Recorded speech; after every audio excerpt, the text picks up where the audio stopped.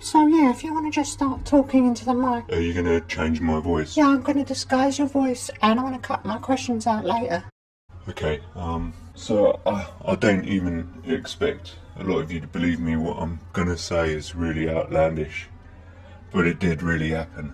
It started when I was very young, but I wasn't really aware of it when I was younger. It was only after there started to be physical evidence for the abductions that I began to realise what was happening. I woke up one morning and my dog had shat himself. And my dog Barry was a Doberman. He wasn't scared of anything in the world, so the first time he shat himself out of fear, I knew something was wrong. There would be markings on my driveway, you know, once the window was left open, I knew I hadn't left it open. They initially never spoke to me when I was younger, but as I got older, they did speak to me. They talked to me telepathically, and they would call me monkey, which I think they knew was a derogatory term, and I would take it as a derogatory term. When they first spoke to me, they told me, no one will believe you, that's why we're taking you. When they talk to humans, they tend to call themselves stuff like Xenians and Xenotaphs, because they realise that will get better Google results. Initially, the abduction started off really simple.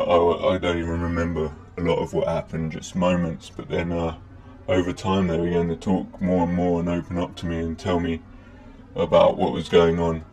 One abduction, they actually showed me a device that could make electricity out of water, but they had nothing to plug it into to show it was generating electricity, so I wasn't actually convinced.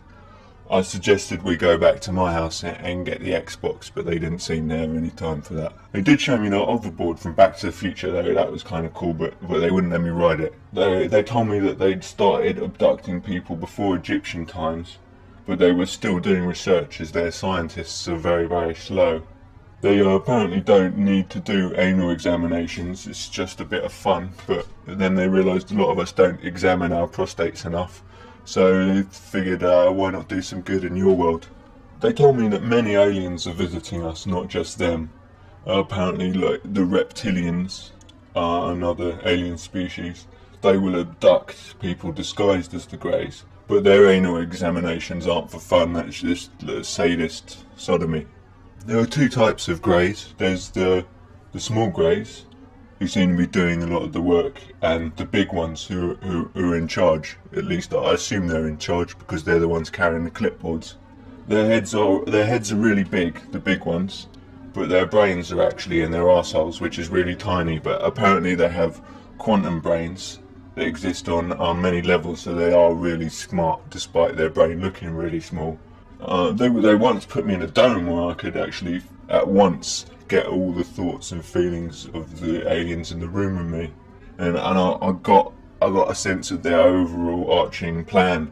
It was this big ethereal overarching concept that might happen anytime soon or in the distant future. During the time this dome thing was attached to my head, I noticed that one of the aliens left the room to go defecate, which I had found interesting because I'd always wondered why I'd never heard about alien defecation when hearing about alien stories. They told me that they are developing alien-human hybrids, and I saw some of these alien-human hybrids, and apparently the reason why they're developing them is so that they can explain human jokes to them. They haven't found anything we've said funny for the last few thousand years. There's a giant mothership they have that's just behind the Hubble telescope. They realised that if you put it right behind that telescope on the other side to the lens, we never see them.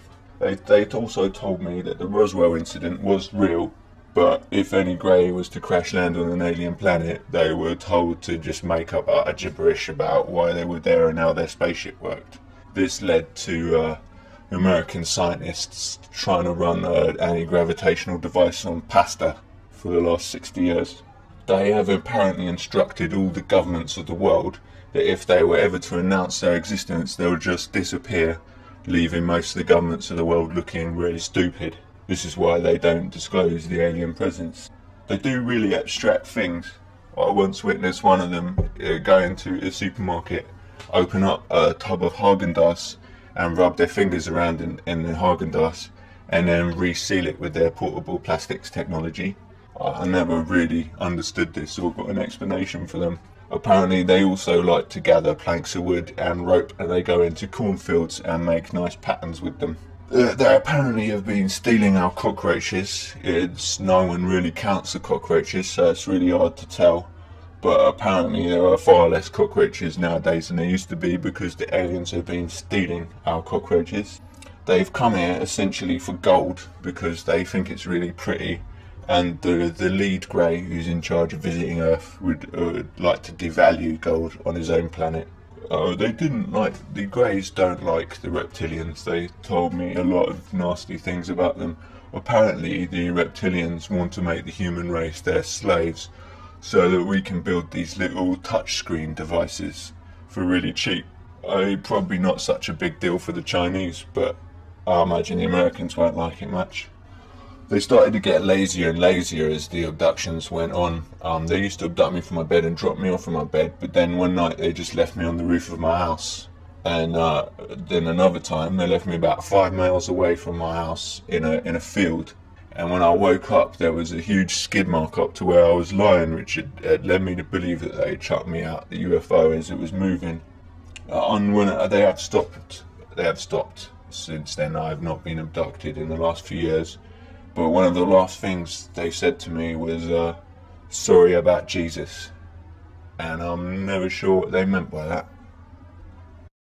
Okay, thank you for your time. It's an amazing story. You're welcome, thank you.